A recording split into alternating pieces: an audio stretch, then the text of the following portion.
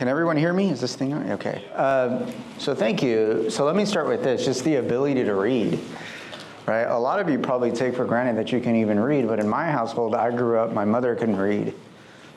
She was functionally illiterate, so literally the very first thing that I had to do when it came to books was actually translate for my, not even just translate, but just read. And then as I got older, my mother learned essentially how to basically read, then I had to translate, usually from English to Spanish. And so my very first job was actually as an interpreter for my parents, and that's where a lot of my advocacy came from, because as a first-generation American, first-generation high school student, my mother didn't even go to high school, right? So that's part of the reason she was illiterate, because she had to drop out of middle school essentially to help with the family farm. Both of my parents were farmers before they came to the United States. So my dad graduated from high school, but to go to college in Mexico was just a non-deal back then. And so just to be able to read, what a privilege, right? Like Professor Barr said, there's so many people that just can't read. And just like those of you that can run, jump, hop, like one of the reasons I do Ironman is I'm grateful that I can run. I'm grateful that I can ride a bicycle, and I'm grateful that I can swim. And I do those things because it's an act of gratitude and giving thanks for all the people who can't do those things for one reason or another. And so as we sort of start to read, one of the things that I'll tell you, I grew up very poor, and so we didn't have money to do anything, but there was one place where you could go with no money, and that's a library, right? And I spent a lot of time hanging out at the library. And this was the dark ages before YouTube, right? And so like, for example, this tie that I'm wearing, I had to go to the library to figure out how to wear a tie, right? And check out a book. And now you guys have videos and like how-tos. It was like, okay, I got this picture, and then the next picture, how did I get from this picture to that picture, right? And so I spent a lot of time at the library. The library was pretty much where I spent most of my youth, because it was free and you could hang out all day. And my library had this amazing thing where they didn't have a max on how many books you could check out. And so literally it was, how many books can I carry, was essentially the limitation on it. And so what is an anti-library? So an anti-library is the books that you haven't read. So if you go to a lot of people's houses or offices, they have all the books that they've read, or at least pretend that they've read, right? Because I can tell you, y'all laugh, but let me tell you, the other day I was having an interview with someone, and it was a Zoom meeting, and they had 5 books in the background, and I had read all of them. And so I turned to the person, I'm like, of those 5, which one's your favorite and why? And it was the books behind them, and it got kind of awkward, because it was, right? And then when they opened it, if you've ever opened a brand new book, you can tell the difference between someone that's actually read the book and someone that's opened it for the first time, right? Because when you open it, it's brand new, because the spine is bending for the first time, right? And so an anti-library is really important. How many of you have a stack of books or somewhere where are the books you haven't read? Okay.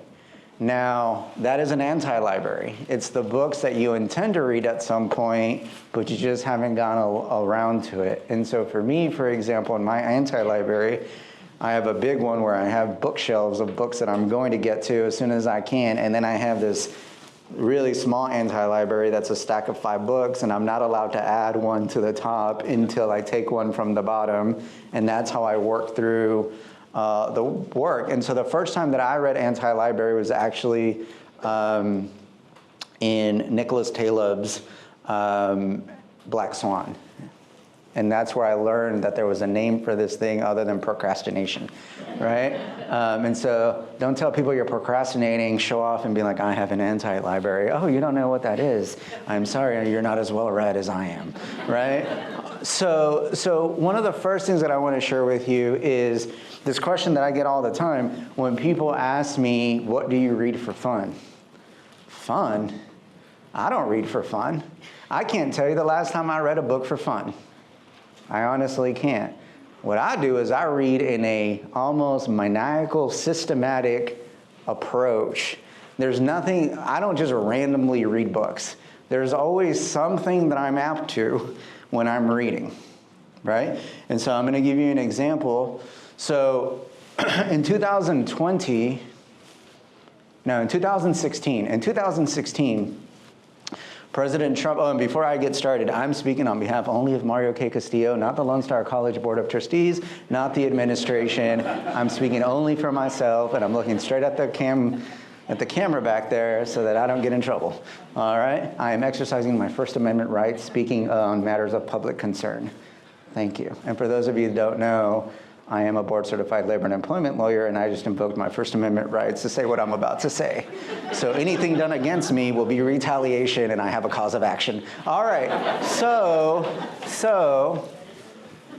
I didn't read so let me tell you real quick. So I was a lawyer for a long time, a practicing lawyer, and when they asked my daughter at school what her dad did, this is what she said. She said, my dad reads a bunch of books that people don't want to read, and then the people who don't want to read the books pay him to tell them what was in the books. That is the best definition of being a lawyer I've ever heard, because that's exactly what it is, reading a bunch of stuff no one else wants to read. So in 2016, I remember having a bunch of arguments with people politically about whether or not President Trump was the worst president in the history of the United States. Now, I'm not going to get into the politics of it, but just listen to that question. If you assert President Trump is the worst president in the United States, then you have to have a command of the 44 presidents that preceded him. And so when people say that stuff to me, I'm like, oh, have you read a biography or a book about every United States president? Well, no, I haven't. Then you're not qualified to really be issuing that opinion, whether you're critical of President Trump or President Biden or President Obama or any of them. And so in 2016, I sat down and I read a biography about each of one of these guys. Right? And so when I say this is the worst president in the United States history, and for the record, I don't think it's President Trump, right? There's a certain command that comes with, well, how would you know? Well, let me tell you, I started all the way with George Washington, went on to John Adams, right? And I even did the Martin Van Burens, right? The Grover Clevelands, right? I did all of them. Like the people that you even forget were president. Imagine reading a whole book about these jokers, right? And so that's the first thing. So when you say things like, this is the worst X, have you done the work to actually be qualified on any level to give that opinion? And I can tell you that most people that have presidential arguments with me, they haven't done the work. And so when people say, who do you think is the worst president? Well, I have the command of the 45 of them. Right? And before President Trump, by the way, I had read 44 books because there was only other pop quiz. Anyone know it's up there? Who was the only other president in the history of the United States to have 2 terms interrupted by 1 term? Grover Cleveland, President Cleveland, right? And so that's why there's more presidents than there are books, because Grover Cleveland and President Trump only get 1, right? 1 each. And so that's really one of the things that I want to leave you with. Whenever I'm talking to people about sort of their opinions, one of the first things that I ask is, are you qualified to be giving this opinion? Because everyone has an opinion, but most people aren't qualified to be giving the opinions that they're giving. Right? Like I can tell you, I'm a board-certified labor and employment lawyer, and when people are like, this is a violation of my HR law rights,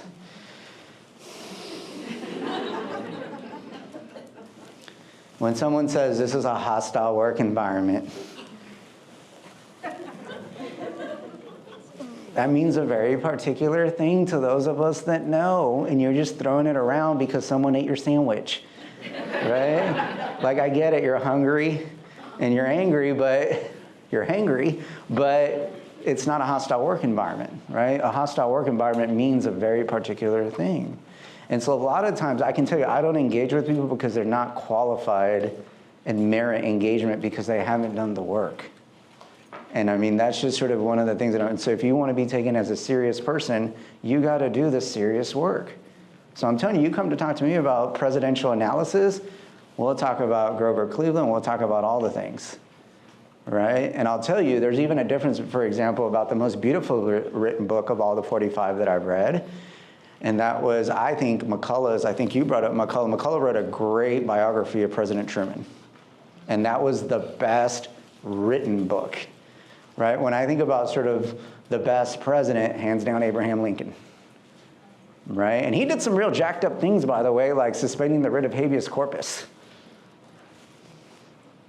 President Trump hasn't done that yet, right? But as a lawyer, like suspending the writ of habeas corpus, all like the crazy stuff that he did to save the country, like it's just really crazy if you think about like, can the president even do this, right? And he ended up giving the ultimate sacrifice for his country, right? And then he was followed by arguably the worst president in the United States, Andrew Johnson.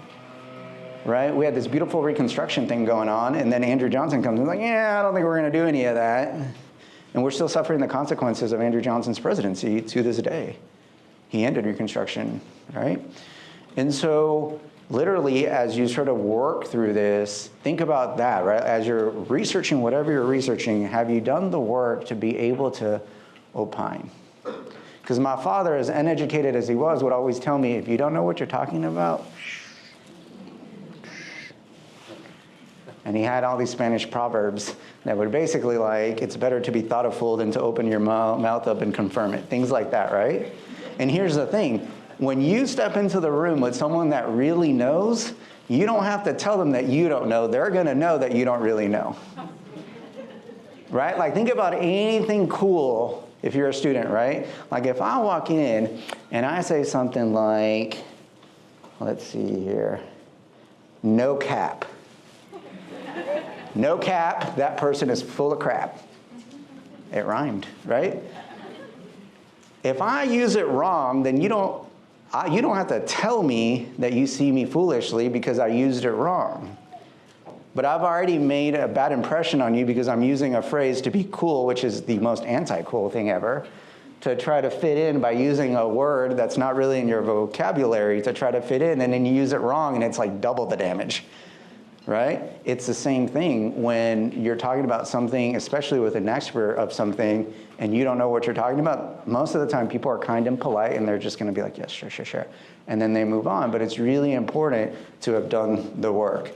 And so before I did the president's thing, I said, you know what would be really cool? What if I read all the Pulitzer Prize-winning general nonfiction books from 1995 until present? And I read them all. Right? So right now, some of y'all like, this is nuts. It is nuts. It's crazy, right? But let me just tell you one of the things about having a curious mind. When you read all those books up there, and none of these books, by the way, are short, because people that win Pulitzers, usually it's because they've dedicated at least a decade to writing these books. They're usually 10 to 20-year odysseys, and each of these books is probably like 1,000 pages.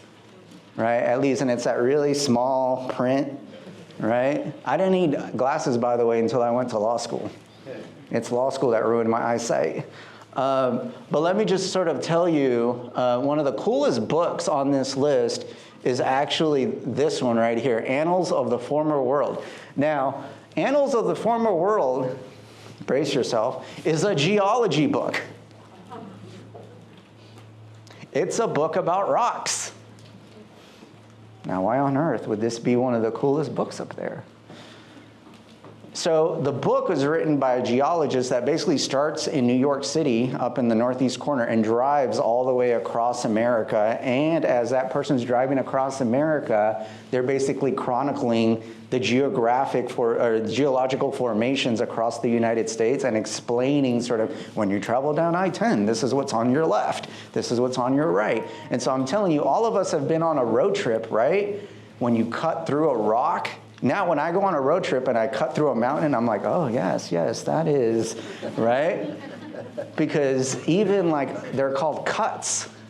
Even cuts, and get this, geological funding is such that a lot of times there hasn't been the money to actually cut. So a lot of geologists actually follow the highway building system, and they actually like analyze the geological layers next to construction zones because they're already cutting into the earth, and that's what they use. And so I learned so many cool things that, for example, I lived in California. I never understood why California's geography was different than sort of Nevada or Arizona. The reason is because California, millions of years ago, used to sit off to the side like Japan does from Asia, and California slammed into the United States. And that's why California has such a different environment than sort of Nevada. If you've ever been to Nevada, Arizona, Idaho, it's because California used to be its own island, and then eventually it slammed into the United States. The Rockies are some of the newest mountains in the world. The Appalachians are some of the eldest, right? And so you learn so much about geography just from that book, and that's all it is. Also, if you look at some of the Guns, Germs, and Steel is a really good book about how guns, germs, and steel, i.e. weapons, shaped our world view. Why European cultures were able to essentially dominate non-European cultures.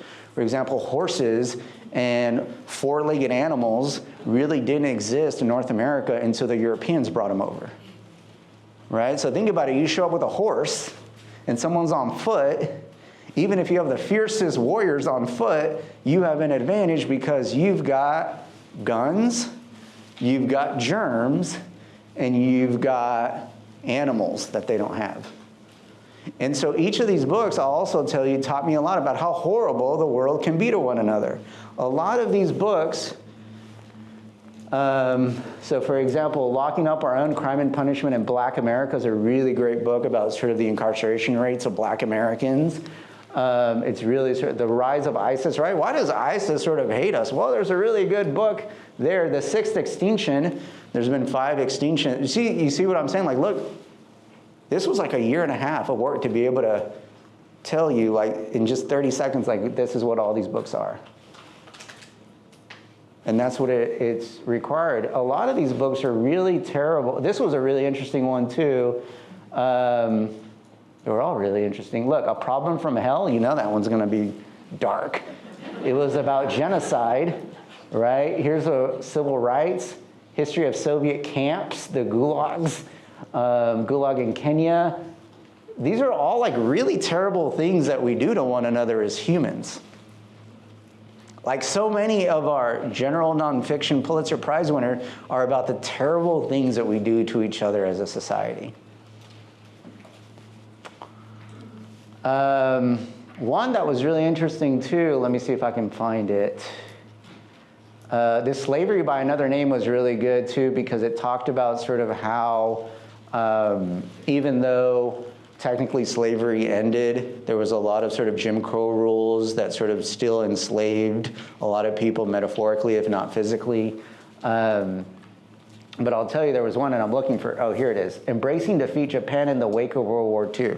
Well, that book is really interesting because we always sort of talk about what it was like to be America, the United States, and win World War II. You don't really think about what is it like to have lost. That your entire national identity, for example, in imperialistic Japan, is we are the world superpower, and then you essentially get crushed. And your entire cities get wiped out, by the way, by President Truman, and that's part of the reason that book is so good, because it really talks. You see what I just did there? You see that? The flex, the range?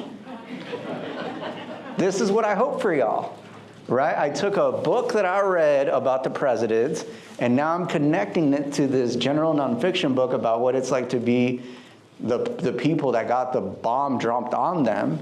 And then I weigh it against President Truman sort of deciding whether or not to drop the bomb or not. So I was asked to give you my recommendation on the fiction. Now, it's been many years since I read fiction, right? It's been many years, but like everything else, how did I read my fiction? When I read my fiction, I went to, I think it was Time. At the time, Time, pun intended, Time had a list of the top 115 novels of all time. And I read all 115 of them. And so these are the best ones. The Jungle, in my opinion, The Jungle, War and Peace, Les Miserables, there you go. And so let me just tell you what I love about these books. So most of these books, like Les Miserables, The Count of Monte Cristo, to some extent War and Peace, they're really about someone that was treated like garbage and then exacted their revenge. And I really enjoy a good sort of someone that had it coming, getting it. I really do, right? And so the Count of Monte Cristo, he won't know count when it started, right? And so that's what I really like about that book. War and Peace, I really like rise and fall stories. So like one of my favorite movies is The Godfather, right? The rise and fall of that criminal family. Star Wars, the rise and fall of Anakin Skywalker, right? I really like rise and fall movies, and so tradition, it goes to books. I am a lawyer, so as a lawyer, I'm almost obligated to pick To Kill a Mockingbird with Atticus Finch, right? And Boo Radley. Who knows Boo Radley, right? Come on, people. All right. All right. And so The Scarlet Letter. The Scarlet Letter is one of my favorite books because of Hester Prynne's relationship with Pearl, her daughter, right? For those of you who don't know, spoiler alert, Pearl is essentially the daughter of Hester Prynne after she had an adulterous affair with the town, and I'm trying to remember what his name was, the town preacher. But her husband, Mr. Chillingsworth, is one of my favorite characters of all time because Mr. Chillingsworth is living in Europe and Hester Prynne is living in America. Mr. Chillingsworth shows up and he just, actually it's Dr. Chillingsworth, I demoted him. It's Dr. Chillingsworth, I think. He shows up and he just like eats at her and the priest because he figures it out pretty quickly, and the whole book is about essentially the betrayal and sort of how do you deal with that. But Pearl is my favorite character in that because there's one of my favorite lines from that book, and I haven't read it in a long time, it's that the sins of the father should not be cast upon the child, right? And as the son of an immigrant, that really sort of sits home for me. As students at Lone Star College, for example, it doesn't really matter what your parents do or didn't do or what, well, all that matters is that you want more than what you have. Just like Pearl and sort of in The Scarlet Letter, right? And so that's why that's one of my favorite books. Animal Farm is one of my favorite books because all animals are equal except some animals are more equal than others. That has got to be my favorite line in a book when it comes to, like, I'm going to be honest with y'all, higher ed, right? Higher ed is very much like all animals are equal, but I'm a little bit more equal, right? And so for those of you that don't sort of know the book, in Animal Farm, it's literally these animals. And Napoleon, I think, is the name of one pig, and Bubbles is the name of another pig. And you have to get past the names of the characters, right? But it's really sort of a criticism of socialism and communism, and that's really what the book is about. But in the beginning, they're all equal, and they're writing these rules on a board. And so in the beginning, it's all animals are equal. And then it's all animals are equal except some animals are more equal than others. Then it's two-legged animals are less than four-legged animals. And by the end, they've actually created the very society that they sort of try to get away from. And so that's one of my favorite books as well. And I think The Jungle, I love The Jungle because The Jungle is about a Romanian, if I remember correctly, it's a Romanian family that comes to Chicago to work in the meat industry at the turn of the century, and they just get exploited to all hell. And it's very real and it's very raw. And it's like, you want to romanticize the Industrial Revolution? Upton Sinclair does a really good job in The Jungle of saying, no, no, no, look at all the terrible things that led to the forward progress of the country at the turn of the century. And so those are my fiction recommendations.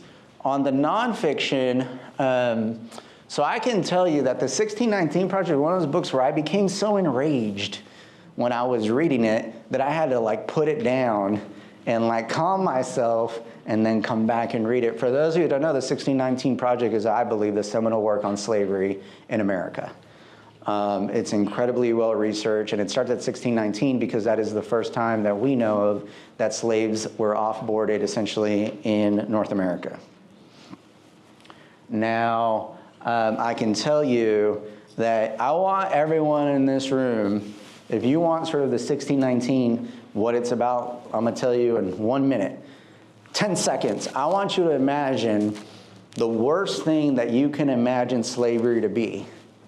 And then I want you to imagine it 10,000 times worse. And that's what that book talks about, essentially in gross detail what it was like. And another companion book that goes good with that one is The Half Never Told, which is a book about the economy in the United States. And essentially, if you think about it, for those of you, if you've never picked cotton, you would have to pick cotton faster than essentially a machine can back then. And you had quotas, and if you didn't make your quotas, you didn't make excuses, you got beaten and punished. And it's soul crushing. And so when you're reading these things, it's so incredibly wrong now and then that you have a hard time sort of, I just don't know how you read that book and not become completely consumed with rage. There really is sort of no nice way to sort of transition out of that, other than if you want to know a really sort of meaningful book that talks about slavery, I think it gets no better than 1619. Switching over to something a little bit more positive, Happiness is a Choice You Make. So Happiness is a Choice You Make is a book that I read on another thing that I do is I go read the New York Times bestsellers, even if I have zero interest in whatever it's about, for two reasons. I'm going to tell you, for two reasons. One, empathy. How do we develop empathy for others? We have to understand the things that are important to them and the things that drive them, right? We have to educate ourselves about what is it that these other folks that are not like me value and cherish so that we can develop empathy. The second thing is networking. If you go to an event and you say to somebody, hey, I read one of the bestsellers, if you've read the top 10 bestsellers in America, the odds are you're going to meet with someone, if you're meeting with the right people, that's going to say, I've read at least one of those 10 books. And then you have something to talk about, right? And I'm telling you, when I worked in private practice, I closed deals just because of the books that I had read off of the New York Times bestsellers, because the person was like, you've read this? Yes. Why did you read it? Well, I'm really into backpacking. Are you into backpacking? No. Why are you into backpacking? At the time I wasn't, now I'm ride or die backpacking, right? And so why is it? Well, because it shows I want to connect. Just like, for example, those of us that speak other languages, when you go to a different country, a lot of times you get A for effort, right? Like if you come to Mexico and you speak Spanish and it's horrible, A for effort, because at least you're trying to speak the native language, right? And so it's sort of the same thing here. You may not know anything about this subject matter other than this book, but you're obviously trying to learn. You're trying to expand your horizon. You're trying to do something that's not necessarily within your comfort zone. And those are the types of people that I want to be attracted to. And so Happiness is a Choice is about that. And I can tell you that Happiness is a Choice is probably, to answer one of the questions, probably one of the books that has had the most or greatest impact on my personal life, because Happiness is a Choice is a book about, essentially, reading in between the lines, it's a journalist that essentially I think lost his job or quit and then went to go live amongst octogenarians, people that are 80 years old or older, and he just lived with them basically. And he wrote a book about the experience. And here's the thing, he wrote, like, what does an 80-year-old care about? What does a 90-year-old care about? Spoiler alert, it's not the stuff that a 30-year-old cares about, a 40-year-old, 20-year-old, 50-year-old, right? No one was like, I should have worked more, or I'm really upset that my third boss was upset with me. No, most of these people are like, I should have spent more time with my family. I should have been a better parent.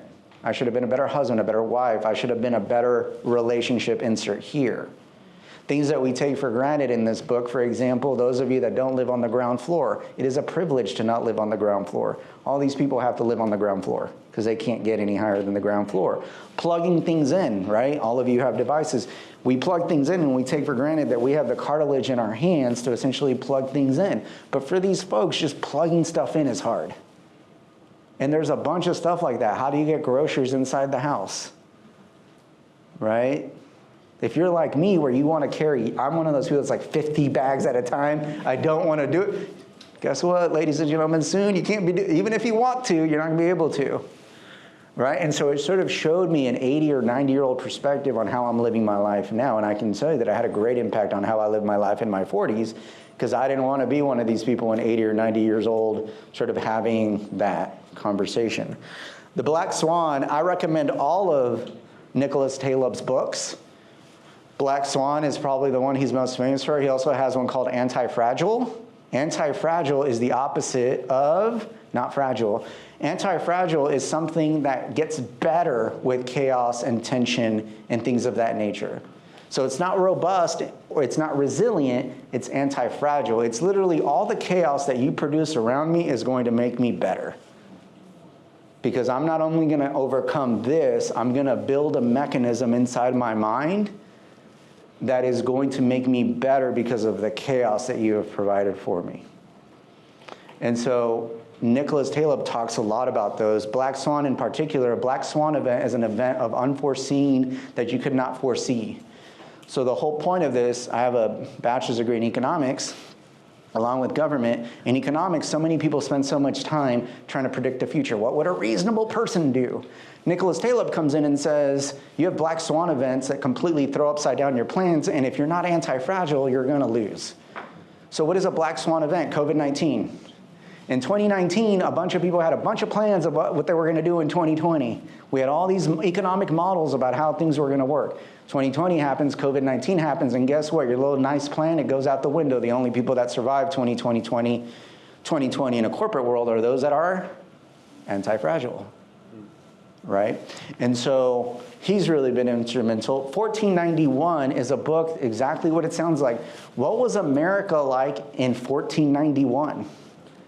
So much of us, 1492, Columbus sailed the ocean blue. America was already here, guys. Columbus did not discover it. Any more than I discovered this room today when I showed up at 11:30. Right? I didn't discover this room. It existed before I got here. And so 1491, I'm going to tell you one of the most illuminating facts in 1491 that I had not really considered. So my family is from Mexico, as I told you earlier. So the Spanish Empire had actually a lot more to do with my heritage than the English one. So in Mexico, we're like, we had colonies back in 1492, 1495, 1500. You English settlers, y'all about 150 years behind us, right? Y'all were trying to get it going in 1619. By 1619, the Spanish Empire was already sort of had colonized Mexico, and the Spanish Empire had a foothold in America that was 120 years ahead of the English Empire, right? But sure. So the point here is that in 1491, there were millions and millions and millions of Native Americans in North America. And as soon as they got that disease, they got wiped out. So in 1619, when English settlers show up, they're like, oh, there's not that many people. Well, yeah, because they got wiped out by disease. And think about it, if I remember correctly the number, and you'd have to check me, but I want to say it was something crazy, like 80 or more % of Native Americans were gone by the time 1619 rolls around. So imagine that I come in this room, I give you some disease none of you have had, 90% of you are dead, and then I show up like 100 years later, and then I conquer you, and I'm like, Europeans rock! So other books that I can tell you that are also sort of on the cover sheet, Open Veins of Latin America, right? And so what are these, how have these books shaped my life? So I like to read books like 1491, Open Veins of Latin America, and those kind of books because it reminds me that at one time my people were kings and queens. And our empire was so valuable that another empire decided to come wipe it out. But there was a time where Mexico was one of the richest countries in the world. And it was our gold and our silver that was taken from us and used to basically build European wealth. Just like black bodies were taken in America, and through slavery, we built up the northeastern wealth in New York. Really, in 1619, it talks about how people were mortgaged, just like you mortgage a house now. And people made money off of that. And so it reminds me, these books remind me that there was a time where Mexico was really, really rich. And it's not that my people were inferior. It's that they didn't have the technology, they didn't have the immune systems, right? Like when I think, for example, about the Aztec Empire and Montezuma letting Hernan Cortés in, it infuriates me. How on earth would you let the Spanish in? And then they ended up strangling the guy. But why would you let him in? Because here's the crucial thing. In Mexico back then, wars weren't fought to extermination. That was a European thing. And so literally when Hernan Cortés first shows up to Mexico City, he gets his butt kicked. And he runs away to hide, and the Aztecs don't chase after him. Because your Mexican wars, Aztec wars at that time, weren't fought like that. And so now, because we've all been convinced that wars are to extermination, we're like, why did you do that? But if you understand Mexica or Aztec culture back then, you would understand that that's why they didn't chase them. And then they regroup and they come back. And it's the second time that they take the city because everyone has gotten sick in Tenochtitlan, which is where Mexico City is now. And so regardless of whether you are Mexican, white, black, anything in this room, there's a period in time where everybody in this room, either presently or in history, had a great empire.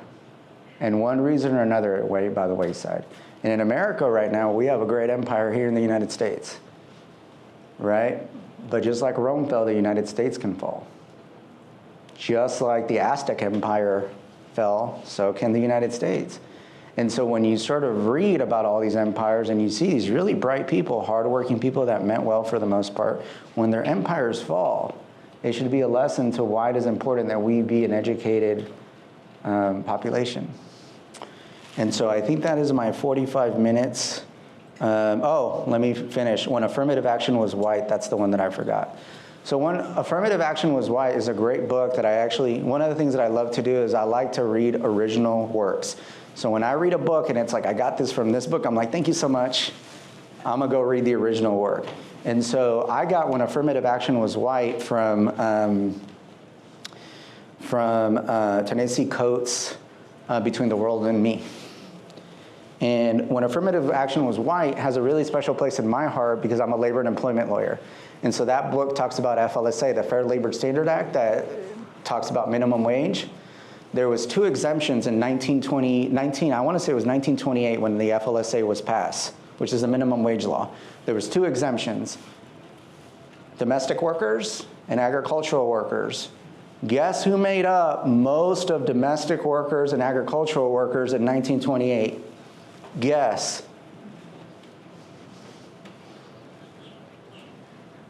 The whole culture of tipping, $2.14 right now, where do you think that comes from?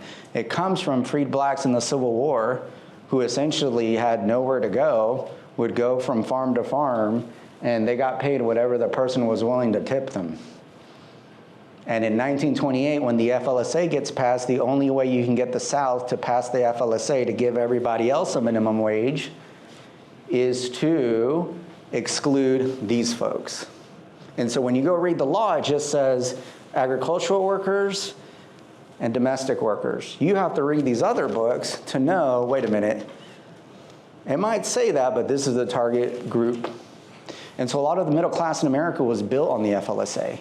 The same is true of the Wagner Act. Most of the labor movement was incredibly racist, right? You couldn't join a union if you were not white and Protestant, right? And so when we talk about how was the middle class built, it wasn't built for everyone, right? But what this book talks about in great detail is when affirmative action was white. And so if you're against affirmative action, great, be against affirmative action, but you have to say that that was wrong, right? And so that's 45 minutes, Ask, and I'm going to stop there because you can tell I get carried away. But remember, one more time, the views expressed here are only my personal views, dear camera.